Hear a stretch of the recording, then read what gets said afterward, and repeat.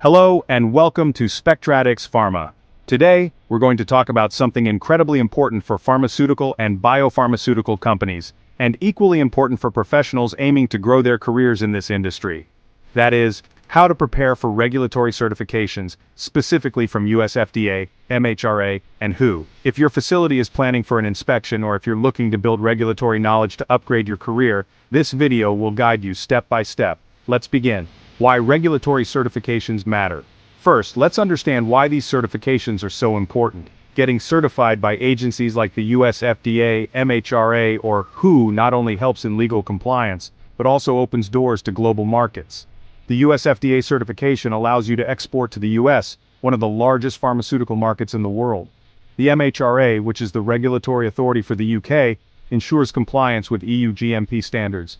It's essential for selling in the UK and often respected globally. And WHO pre-qualification, or WHO PQ, is crucial for selling drugs through international agencies like UNICEF, the Global Fund, and other United Nations bodies. Also, facilities with these certifications earn greater investor confidence, attract global clients, and become magnets for high-quality talent. Each of these agencies has a slightly different focus, so let's break it down. US FDA follows 21 CFR Parts 210 and 211, and also Part 11 for electronic records and signatures. Their audits are often unannounced and focus strongly on data integrity, OOS handling, and media fills, especially in sterile facilities. MHRA follows the EU-GMP guidelines, specifically Volume 4 and Annex 1 for sterile manufacturing. They focus a lot on quality person, QP oversight, serialization, and traceability in the supply chain. WHO uses its own set of guidelines such as TRS 986 Annex 2. For them, key inspection areas include HVAC systems, water purification, and local pharmacovigilance practices in developing countries. Understanding what each agency emphasizes helps in tailoring your preparation. Now let's move to the heart of the video. How exactly should a company prepare for a regulatory inspection? I'll take you through 6 simple but comprehensive steps. Step 1. Conduct a gap assessment. Start with a master checklist based on the specific regulatory guideline, like 21 CFR for FDA, EU-GMP for MHRA, and WHO TRS for WHO audits. Build a cross-functional team. Include QA, QC, production, engineering, and IT. For each clause in the guideline, check if your facility has the required SOP, form, or system in place. And most importantly, gather documentary evidence. This is where you'll identify compliance gaps. Step 2. Plan CAPA and remediation. Now that you've identified the gaps, create CAPA plans, corrective and preventive actions. Focus first on high-risk areas, product safety, contamination risks, and data integrity. Make sure each CAPA plan is SMART, specific, measurable, achievable, relevant, and time-bound. And don't just document the action. Show evidence of effectiveness, such as trend reports or revalidation data. Step 3. Perform validations and qualifications. Every regulatory agency expects your key systems and processes to be validated.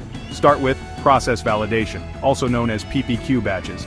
US FDA will want to see a continued process verification (CPV) plan. Cleaning validation, especially important for MHRA and WHO use MACO calculations and clearly document acceptance limits. Computer system validation. If you use LIMS, Empower, or any electronic data system, you must comply with Part 11 or Annex 11, perform IQ, OK, and PQ. Step 4. Strengthen your quality management system, QMS. Your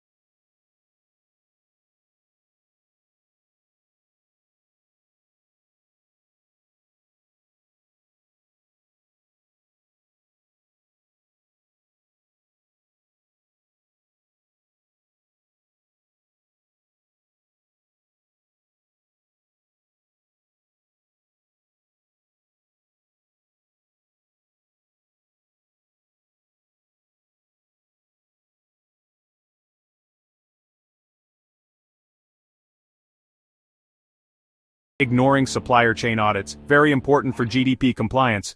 Avoid these, and you'll significantly reduce your risk. Now, what if you're an individual?